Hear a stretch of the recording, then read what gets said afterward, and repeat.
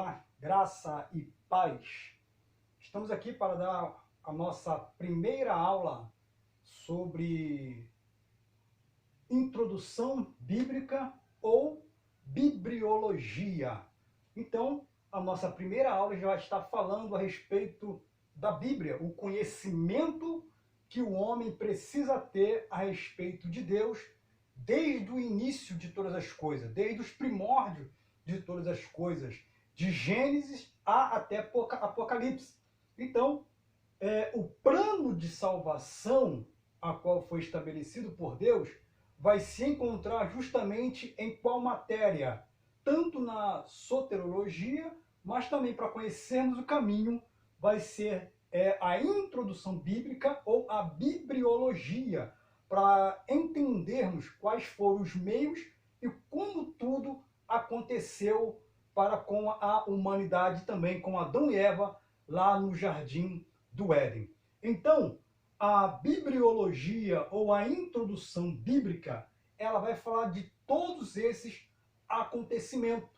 O que aconteceu? Após a queda de Satanás descendo no Jardim do Éden e a queda do homem fazendo com que desobedecesse às ordens de Deus, o homem então é o quê? O homem é retirado de dentro do Jardim do Éden. Agora, esse mesmo homem que outrora tinha uma comunhão plena com Deus, tinha um contato direto com Deus, esse homem agora, ele precisa ser retirado de dentro do jardim, tá? Para então viver uma vida de quê? Para viver uma vida de labuta, uma vida de trabalho forçados, que agora dependeria também dele para a sua sobrevivência. Antes, o homem era totalmente dependente de Deus, enquanto estava dentro do jardim de Deus. A partir do momento que o homem desobedece às ordens de Deus, o homem então é tirado, tá, de dentro do jardim, e agora ele vai passar a trabalhar fisicamente, e a mulher também vai passar a ter dores de parto. O que a introdução bíblica ou a bibliologia vai nos ensinar é justamente esse início de como surgiu todas as coisas e como Deus gosta e tem prazer em se relacionar com o ser humano. Tá? Após a queda, Deus então vai traçar um plano de salvação para novamente resgatar o homem que havia sido o quê? Banido de dentro do Jardim do Éden. Então, por qual meio Deus vai fazer isto? Antes, Deus tinha contato direto com o homem, ou seja, Deus falava face a face. Deus, de manhã à tarde, Deus tinha prazer em falar, se comunicar com o homem. E o pecado, então, fez o quê? Fez esse rompimento, rompeu esta comunhão que outrora o homem tinha com Deus. Então, Deus, para que não deixasse o homem sozinho, desamparado, tá? Deus então vai estabelecer alguns critérios, algumas regras, para que o homem novamente pudesse o quê? Pudesse retornar à comunhão e ter a reconciliação novamente regenerada para com o Deus Todo-Poderoso. E o que ele vai fazer então? Ele vai inspirar homens para então escrever os seus estatutos, os seus mandamentos, para que assim possa então ser estabelecida ou ser implantada a palavra de Deus, ou as escrituras sagradas, a qual veio da parte do nosso Deus e que inspirou homens, tá, de todas as culturas para poder então escrever este livro. Então a Bíblia, ela é um plano de Deus, é um plano de salvação para com a humanidade. É um resgate que Deus vai fazer para com a humanidade. Se nós olharmos na página 11 da sua apostila, nós vamos ver o quê? Nós vamos ver como Deus ele vai usar as pessoas para poder essas pessoas terem o caminho, terem direção para o que deve ser feito e o que não deve ser feito. Então é através da Bíblia que nós compreendemos a vontade de Deus e também um caminho pelo qual nós devemos seguir, dizendo que precisa fazer isto, não precisa fazer isto. Porque há uma regra, há um caminho para que possamos novamente reconciliar-se com o Senhor Deus Todo-Poderoso. Então, na página 11 da sua apostila vai dizer o seguinte: a Bíblia é um livro único, inspirado por Deus. Escribas camponeses, filósofos, pescadores, estadistas, sacerdotes, reis, profetas e poetas, enfim, homens das mais diversas culturas pertencentes às mais variadas profissões e atividades, foram usados, tá, por Deus, pelo Espírito Santo, cada um de modo especial, para redigir o livro dos livros, aquele que se tornaria o livro mais lido do mundo, mais traduzido do mundo, mais vendido do mundo, mais publicado e também mais amado do mundo. Então, a Bíblia, tá, após ela ser inspirada, ser escrita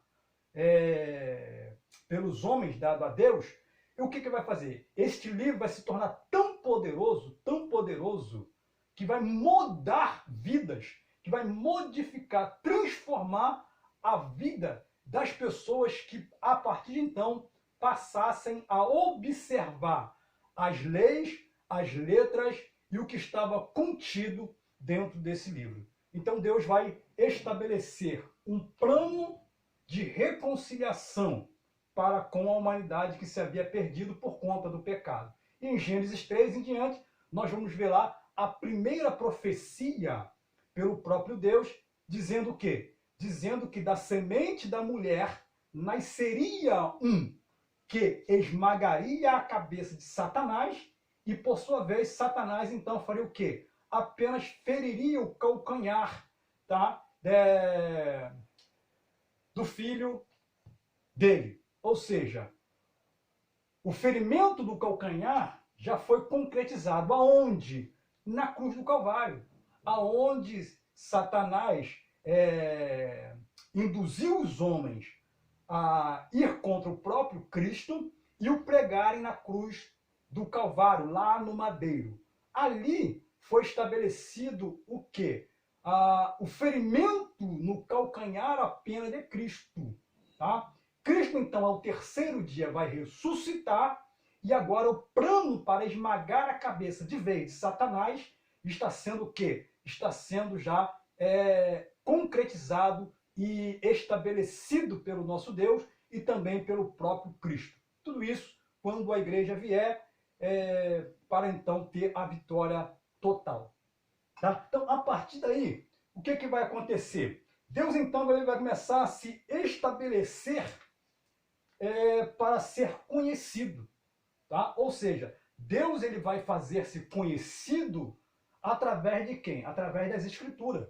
Então, tudo que o homem, o ser humano, precisa saber a respeito de Deus e também de si próprio, da onde ele veio, ele precisa conhecer a palavra de Deus, ou seja, a Bíblia Sagrada inspirada por Deus. Homens comuns escreveram a palavra, mas esses homens comuns foram inspirados por Deus, por intermédio do Espírito Santo. Tá? Então, tudo que Deus for falar, ele sempre vai falar da maneira o quê? Da maneira que nós possamos conhecê-lo ou compreender aquilo que ele quer o quê? Transmitir para nós. A primeira coisa que ele vai fazer é usar os artifícios, tá, da palavra, ou seja, ele vai usar a própria palavra para nos revelar aquilo que ele quer falar conosco.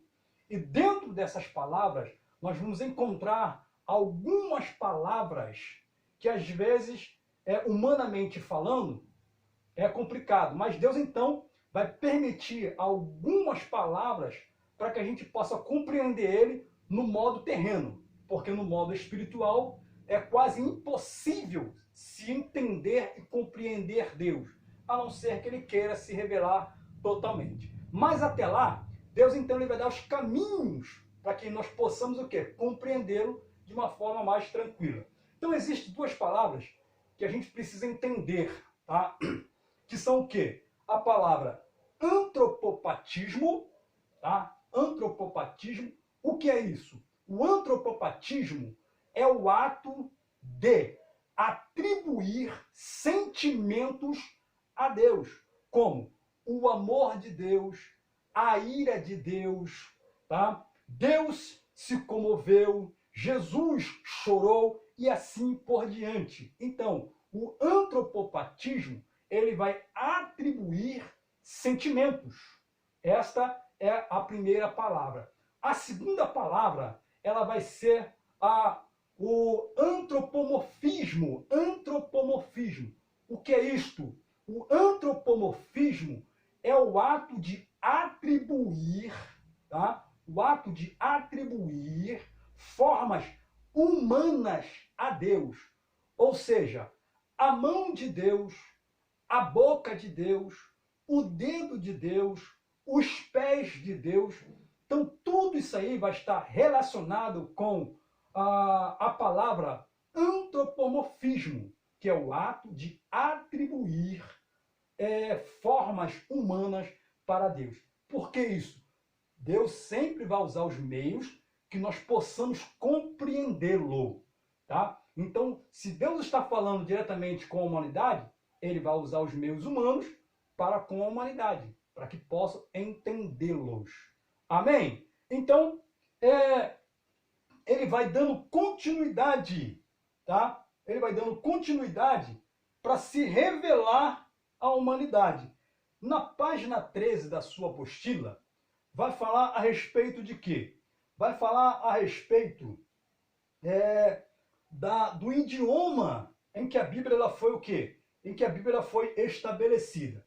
Os anos passam, tá? Os anos passam, ou seja, Deus ficou sem falar com o homem durante aproximadamente 430 anos que Deus ficou sem falar com o homem. E dentro desse período de tempo, livros foram escritos também, ou seja, outros escritos foram surgindo, tá? Nesse período que nós chamamos de período interbíblicos, tá? Foi o tempo ou a época em que Deus ficou sem falar com o homem, sem profecias, tá? Sem revelações e outras coisas mais. Só que a vida continua nesse período de 430 anos aproximadamente. Então começou a surgir outros e outros livros. E a Bíblia, então, também junto com esses livros, que havia aí algumas discrepâncias ou algumas heresias, a Bíblia também ela precisou passar por um processo de quê? Um processo de qualidade que nós chamamos nos dias atuais. Ou seja, se fosse hoje, a Bíblia ela teria que passar pelo Inmetro.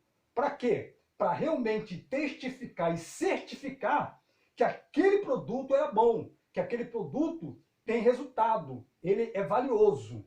Tá? Mas na época antiga, o que se fazia? Se fazia um concílio ou uma assembleia ou uma reunião para então ajuntar todos os livros e passar pelo processo de quê? De canonização, que nós chamamos de canon sagrado.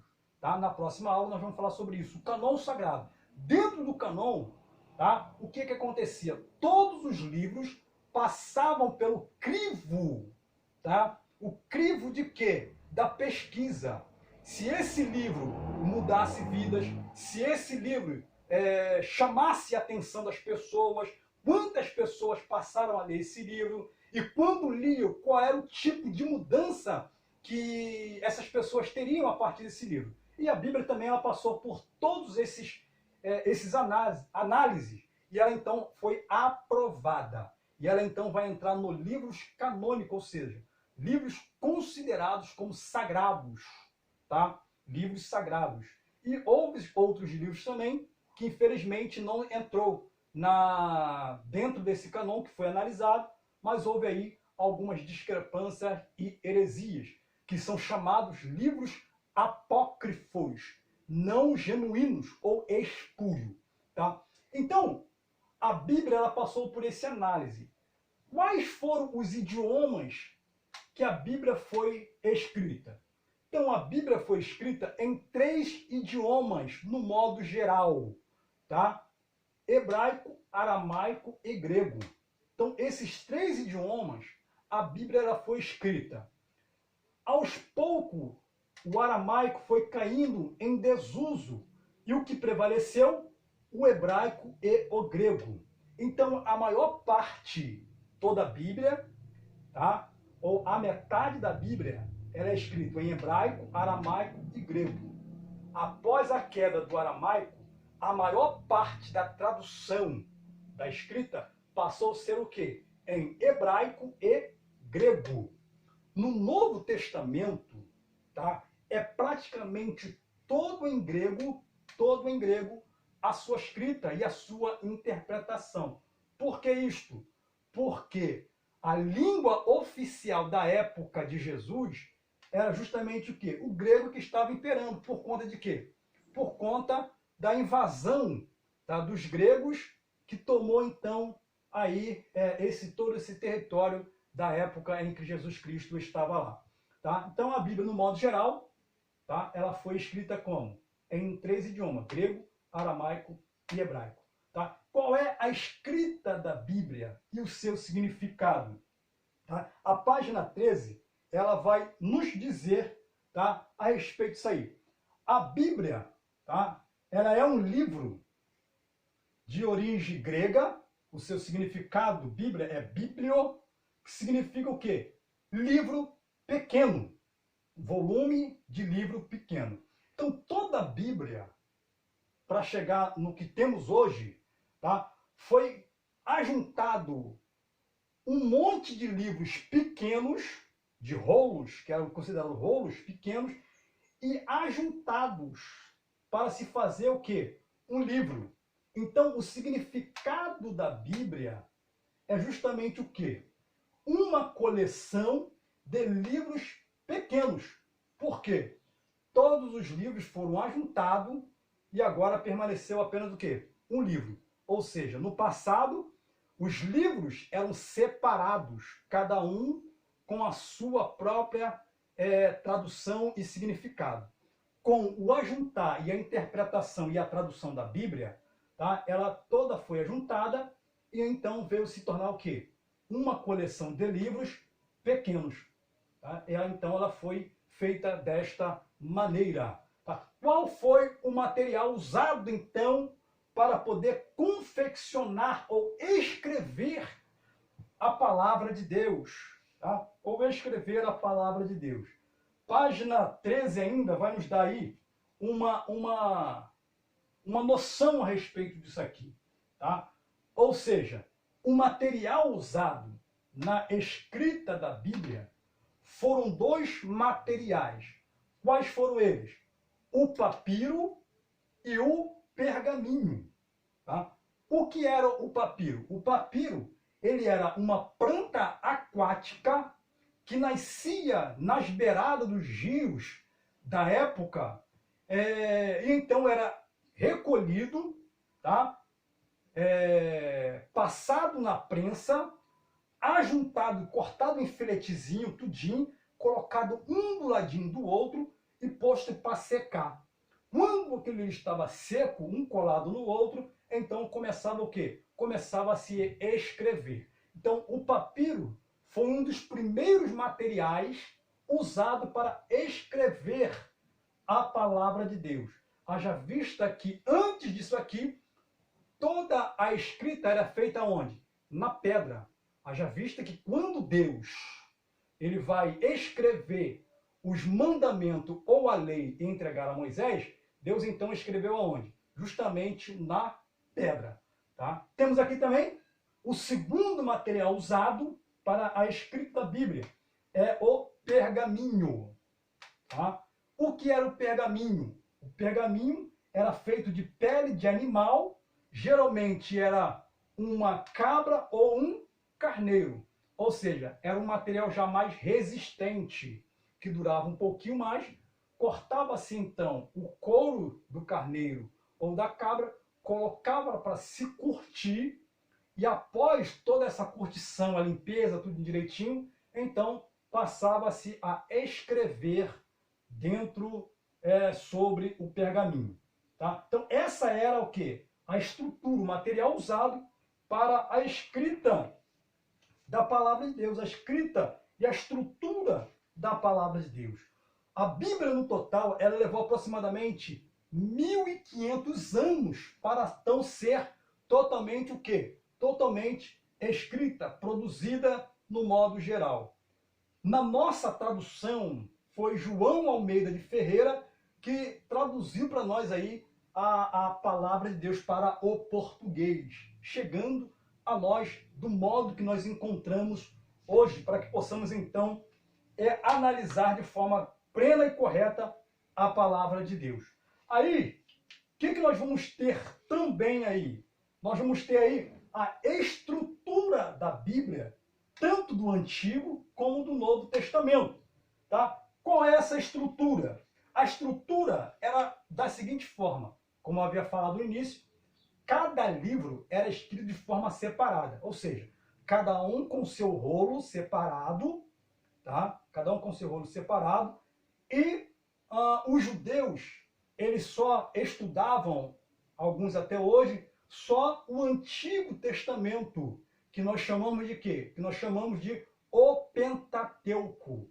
Para os judeus, os Pentateuco que nós conhecemos, que são os primeiros 5 livros, eles são chamados de Torá, ou o Tanakh, para os muçulmanos, que é o quê? Que é justamente os ensinamentos de Moisés, que são os 5 primeiros livros que Moisés escreveram, e eles então vão adotar essas 5 primeiras leis estabelecidas por Moisés. Tá? Então a estrutura era o quê? Cada um era livro separado. Com a estrutura que hoje nós conhecemos, a Bíblia toda, né, ela já interpretada, ela já confeccionada, tudinho bonitinho, igual a gente está vendo hoje na nossa mão. Tá? Então ela não era dessa forma. Os versículos eram tudo juntos, os capítulos eram tudo junto, e assim sucessivamente. Então houve aí uma tradução de versículos e de capítulos, até chegar onde nós estamos hoje. Então, qual é a estrutura da Bíblia que nós conhecemos hoje? A estrutura da Bíblia, tanto do Antigo quanto do Novo Testamento, que nós conhecemos hoje. É a seguinte, tá? É a seguinte. Nós vamos ter aí os livros da lei, ou o Pentateuco, né, como eu havia falado, que são os primeiros 5 livros do Antigo Testamento. Vamos ter nessa estrutura os livros históricos, vamos ter nessa estrutura os livros poéticos e os livros proféticos. Dentro dos livros proféticos, nós vamos ter os profetas maiores e os profetas menores. Qual é a estrutura do Novo Testamento? A estrutura do Novo Testamento, ela é também baseada em quê? Baseada naquilo que havia sido escrito na época. Então, nós vamos ter o quê? Os livros biográficos, que são os evangelhos, né? Mateus, Marcos, Lucas, João, tá? Atos, e assim sucessivamente, que vai falar sobre a história do cristianismo e assim por diante. Os livros históricos, que vai contar a história, tá, do cristianismo também. Nós vamos ter as epístolas paulinas, as epístolas do apóstolo Pedro, Tiago, Timóteo e assim sucessivamente. E também nós vamos ter aí os livros proféticos, que são aí os livros de Apocalipse. Então, essa é a estrutura da Bíblia que nós conhecemos hoje. Tá? Tudo montada, tudinho bonitinho, tranquilo, sem problema.